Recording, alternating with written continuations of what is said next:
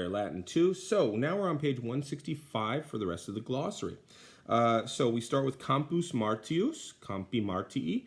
This is technically outside of Rome's walls, but it's still Roman territory, and it's the Martian camp, and it's basically the plain of Mars.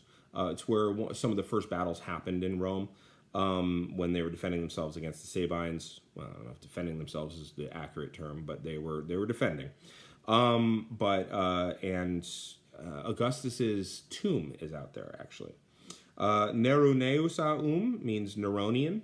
Okay, it's adjectival. These are the Neronian baths. Quo is adverbial, and it means to that spot. Quo cum, this is when they came to that place, right? Or when he came to that place. Pecunia data. Take that as the poor man's version of a cum clause right now, okay? Translated exactly as with his money having been given. Cross out the other one. With his money having been given. Next chapter, I'll teach you all about it. It's literally my favorite thing. Vestibulum vestibuli, this is the entrance, okay? This is the vestibule, okay? Exerceo, exercere, exercui, exercitum. This is to train or to exercise. This is where we get exercitus from, the word for army. Calor, caloris, this means hot. This is where you get calorie from, okay? Haud means not or barely. As in you didn't quite make it, you barely made it, okay? As in you barely missed it, rather. Vino sumpto, translate this exactly as with wine having been taken. Cross out the other one. Contra, just in case the other 14 chapters talking about contra didn't get it through. Now, we've got some verbs down there. Unguo, ungura, unxi, unctum. This is to smear or to anoint. If something is unctuous, it smells of perfume. Defrico, defricare, defricui, defrictum. This is to rub down. This is de plus frico. Frico is to friction, to rub, right? So you're rubbing someone down. In other words, you're drying them off, okay? Tergeo, tergere, tersi, tersum. This is to dry. The difference here is this is the final one, whereas the tergeo is, or defrico is to scrub, to scour the skin. This is to dry with a towel. You could say this is also to wipe dry. This is where we get the word detergent from.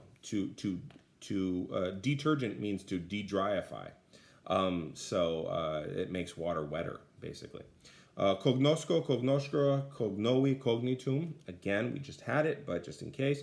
This is here to find out or to learn. And very often it's contextual. Turn the page, you get senex, senis. We saw this all the way back in review 1. This means old man. It's where you get senile from. Calusaum means bald. So somebody named Calvin is destined to go bald. Indutus aum, clothed or having been dressed. This is from induo, indura, right? Capillatus aum, which means with long hair. In other words, with capillaries, with long hair, so long-haired.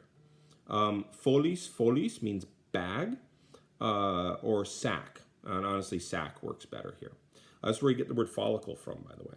It's a little bag, a little sack for your hair to grow out of. Digitus, digiti, your digits, your fingers. It's digital. Digital means 10 because you have 10 fingers. Repeto, repetera, repetivi, repetitum. This is to recover. I guess technically to pick up as well, but I think recover is better. This is peto petera. This is to seek, but to re-seek. In other words, to bring back, so to recover. And then concrepo, concrepare, concrepui. And I think that concrepu is slightly onomatopoetic because crepu can kind of mimic that sound. But it's to snap your fingers. All right.